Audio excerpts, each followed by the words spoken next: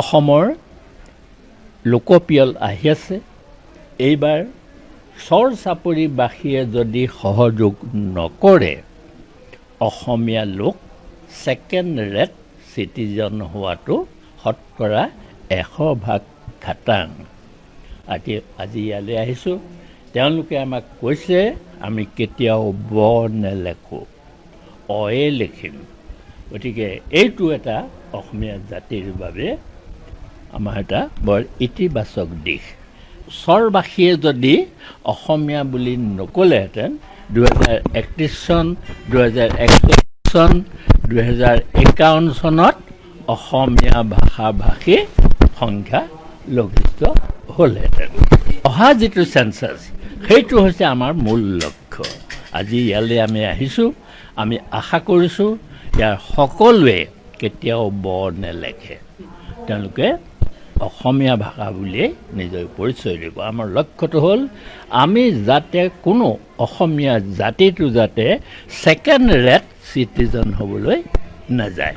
বড়ো জনগোষ্ঠীয়ে তেওঁলোকে কেতিয়াও অসমীয়া বুলি নকয়, বড়োৱে ক'ব, নহয় নহয়, মিচিঙে মিচিং বুলি ক'ব। এই চৰবাসীয়েহে অসমীয়া বুলি ক'ব। যিখিনি চৰ অঞ্চল আছে তেওঁলোকৰ 100খন স্কুল আছে, মোৰ ইয়াতে সোমাই আছে, কোনেও স্কুলত কোনো ফেইল কৰা নাই। আচৰিত কথা। চৰ অঞ্চলত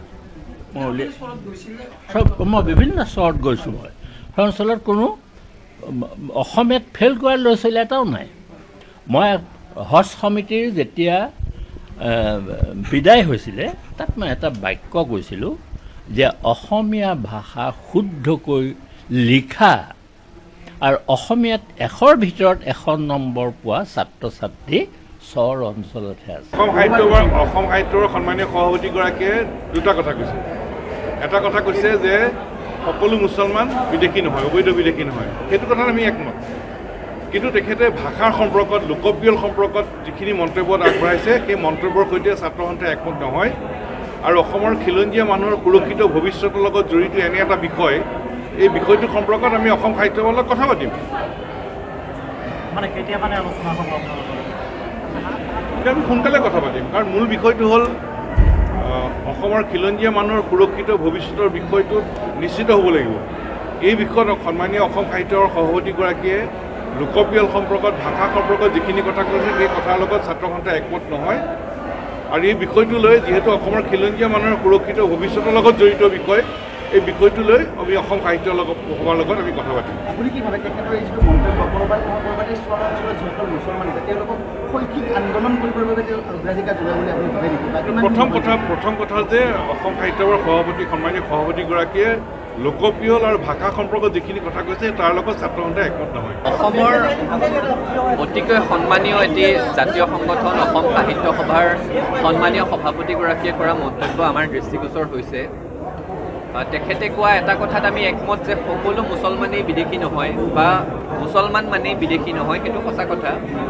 কিন্তু অসমীয়া ভাষাটো ৰক্ষা কৰা সম্পৰ্কত অসম সাহিত্য সভাৰ সন্মানীয় সভাপতিগৰাকীয়ে যিকেইটা কথা কৈছে তাত আমাৰ মতৰ অমিল আছে, তাত আমাৰ দ্বিমত আছে। আৰু যিহেতু বিষয়টো অসমৰ জাতীয় জীৱনৰ সৈতে জড়িত এটা বিষয়, খিলঞ্জীয়া মানুহৰ ভৱিষ্যতৰ সৈতে জড়িত এটা বিষয়, আমি সদৌ অসম ছাত্ৰ সন্থাই নিশ্চিতভাৱে অসম সাহিত্য সভাৰ সৈতে এই সম্পৰ্কে আলাপ আলোচনা কৰিম।